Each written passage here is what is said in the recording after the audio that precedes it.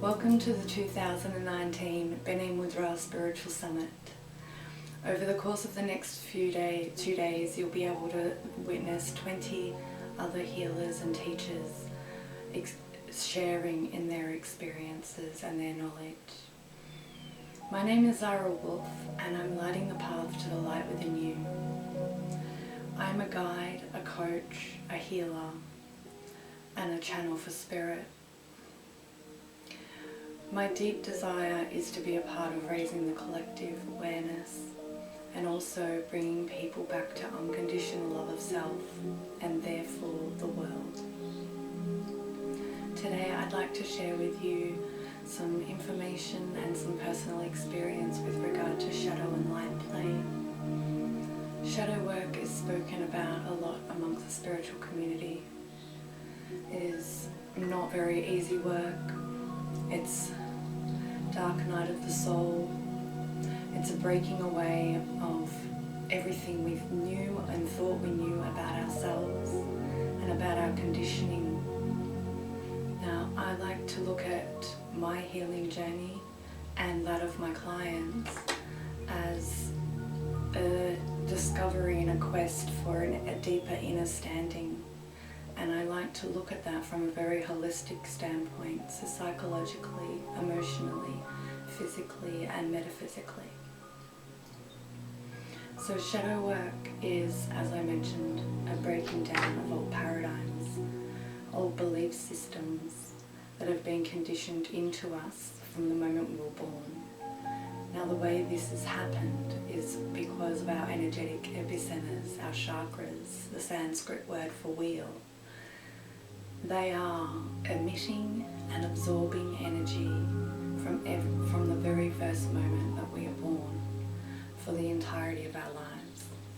So each experience, event, emotional, physical experience we feel and perceive and process are all stored in our chakras and in the relevant chakras. So looking at the first three chakras, our base chakra, our sacral chakra, and our solar plexus chakra. These are the three main chakras in which we store our core belief systems. And all of these are really set for us up until the age of 6 years old. So it is an evolving journey, of course, because each experience and event felt and perceived and absorbed by the body is stored within a chakra. So all traumas, all positive and negative experiences are stored within our energy centers.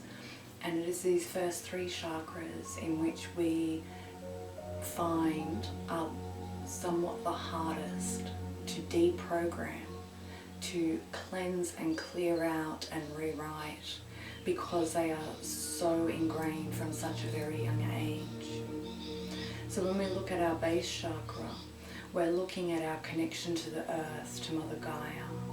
We're also looking at our belief systems that we hold with regard to our community, our stability. Where do we feel safe? How do we feel stable? And it is when we are on our quest for knowledge, especially after awakening, that we learn that a lot of what we believed about the world to be only a tiny little iota of what is really out there and available to us. Now, our sacral chakra is our creativity center. It is the womb of the mother, and it is also where our sexuality, whether it be mental gender or physical gender or sexual orientation, this is where this is all stored, as well as our need for control. So any control issues you have are stored within your sacral. Now, looking at the solar plexus, this is our first point of call for any of our intuitions. Now, our intuition, everybody is intuitive. Whether you are aware or awakened to your intuition or not, and can understand the messages that you are receiving.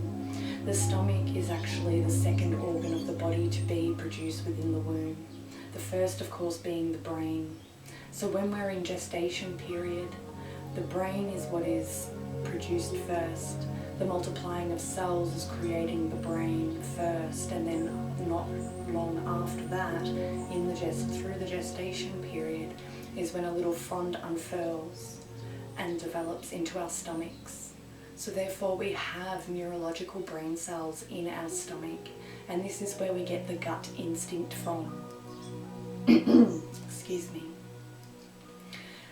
So when we understand that our gut's health is directly correlated to our mental health, we can begin to eat a far more high vibe diet and really bring that down into our reality of what is in is so within, so without, as above, so below. So looking at symptoms of purging and releasing and whatnot, the symptoms can range from anything from IBS or irritable bowel syndrome. Some people, they actually have purgings of vomiting or burping. I burp a lot when I'm shifting and transmuting energy. And also, of course, crying. Because at the end of the day, when there is a release to be required, because it is something we have held on to for so long, it does invoke an element of fear. And when we can transmute that fear to courage along the vibrational polarity of transmutation, this is when we can come into I don't want to say pain-free, because there are always going to be elements of pain involved with purging and releasing along the spiritual journey and along your path. However, with humility and acceptance and validating our own emotions and feelings that are coming up without judgment, this is how we can allow.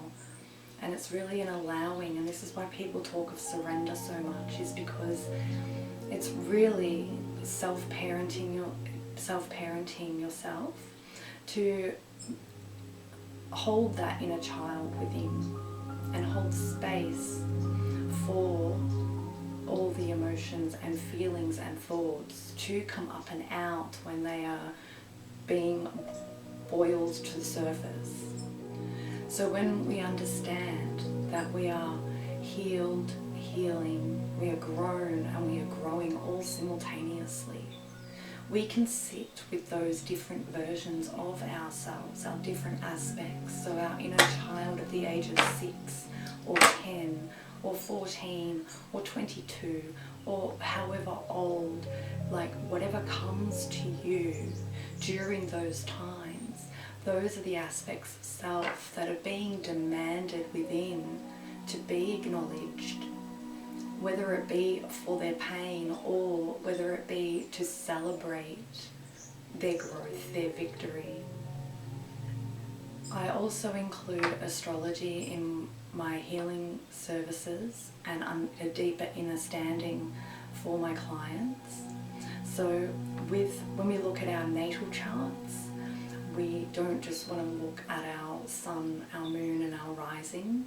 Yes, they give us a far deeper insight, but we want to look to aspects such as our south node and our north node, and also our Chiron placement, as Chiron is the asteroid, the wounded healer.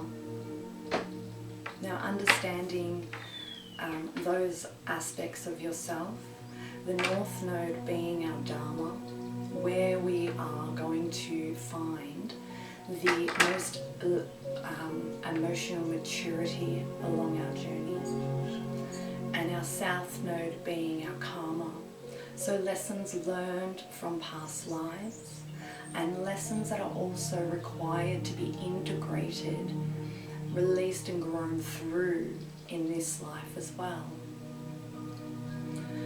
Now, astrology is a language of the stars and the gods. I can't stress how much it would really behoove you to do some inquiry into your own natal chart. It really speaks to our souls and to the sharing of knowledge of our past lives and of ourselves. And it will give you a blueprint of how you have reacted and responded to events and situations in your life. And in gaining that understanding, you can use it as a personal hack moving forward. And when I speak of astrology as using it as a personal hack, I mean that in the way of investigating and really diving deep into all the aspects of your chart. As astrology is a language, there are a multitude of layers and elements and variables which play out throughout our lives. And one way in which we can understand and discover where we are in our journeys is by doing our progressed natal chart. So a progressed natal chart is from the day and time of which you were born. You forward date that one day for each year of your life. And by having a look at that progressed natal chart, you can see where you are along your journey and where you have been as well. I've done it personally where I have gone back to my progressed chart where there were very significant and poignant times in my life, and it's actually been represented there, right there in my natal chart, in the aspects as well as in because the sun, moon and rising will change according to how old you are and along those journeys. So when we are in the midst of shadow work, which I have been just recently for about 5 days, and it really stops you in your tracks, especially when we get so caught up in our heads of trying to logic it out and understand what we're feeling and why and where it is coming from. And the best advice I can give anybody is to journal out that frustration and that anguish. I find it very hard to write when I'm in that state of mind, but once I start, that's when the flow happens and everything spills out onto the page. And in doing so, it really not only alleviates the pressure, but it also allows you to hold space for those wounds that have been discovered in that journey and in that journaling, And when I say we want to play in the light, this is very hard when we're going through it. I attempted to record this video for this summit 4 times throughout the course of those 5 days when I was going through it, and I really couldn't do it. Some of the time I just had to sleep and had to nap because it was just so draining, the amount of energy that was coming up in myself and needed to be released and acknowledged. And a lot of that was sitting with my inner child. And I can't express how transformative that is. I really wish that for everybody to have and embrace your strength and your courage within to uncover the not so nicer aspects of our past. Because this is one thing that I find a lot with the clients I've dealt with, as well as earlier on in my journey I used to do it all the time, is I would compare my path, I would compare my healing, and it was futile.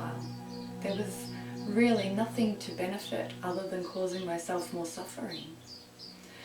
So understanding that your journey is just that. It is yours and yours alone. And your wounds, your paradigms that you're wanting to shift and wanting to purge and release, they all will come at their own time. I'm a big believer in divine timing.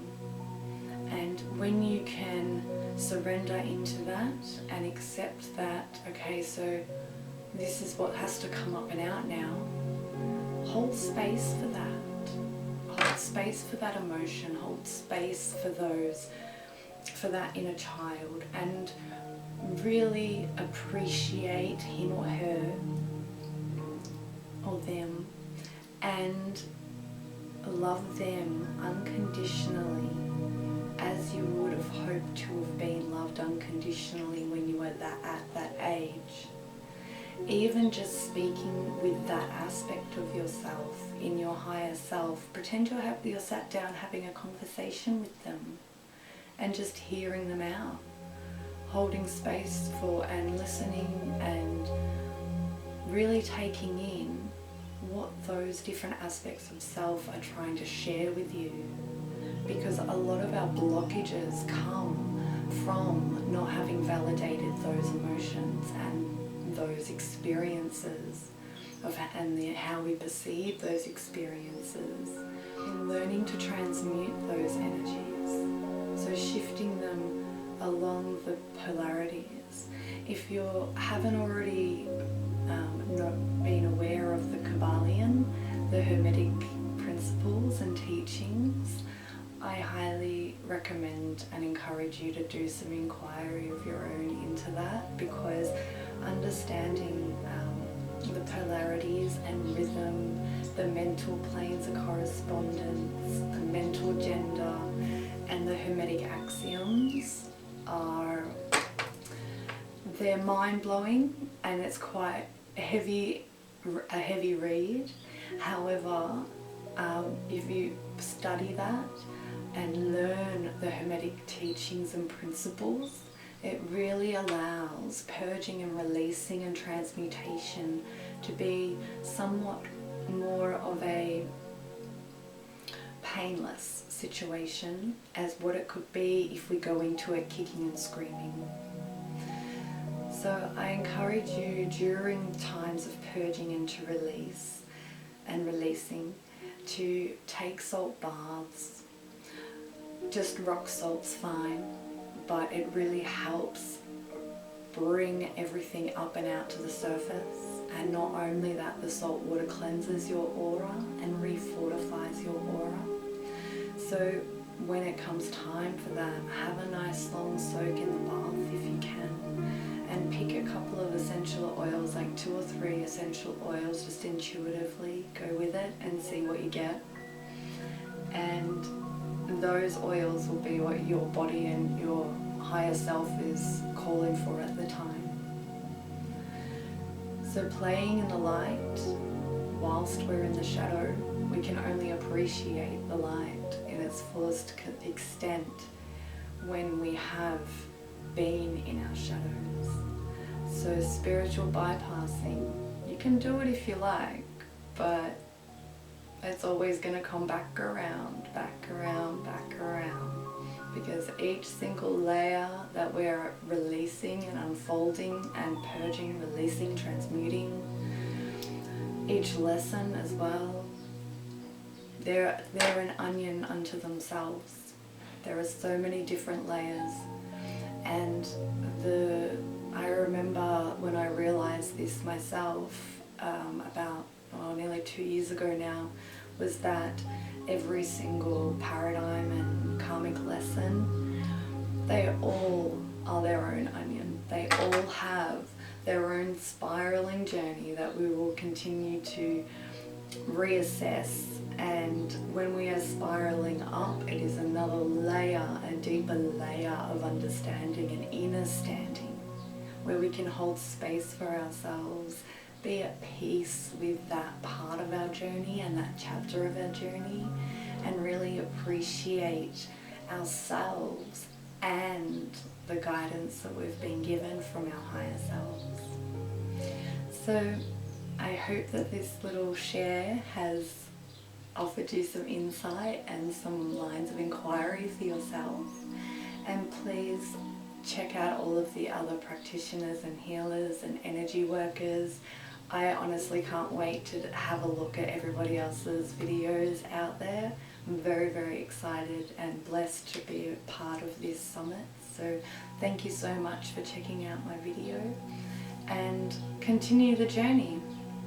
So after the 2 days live on Facebook, all the videos will be available at benemudra.com, so BENEMUDRA.com, for 10 days for free, so you can go back and rewatch it all. And yeah, I'll be taking notes because I'm a sponge for information and I'm a big nerd really. And yes, please connect with me if you feel pulled to. I would love to hear from you and connect, help you and support you along your journey at this time. My website is www.zarahwolf.com. I'm also on Instagram and Facebook, and I have my blog and YouTube channel up and running as well. So I hope this finds you well today, beloveds, and wherever you are along your journeys, just know that it's exactly where you are meant to be at this time, okay? Blessings to everyone. Namaste.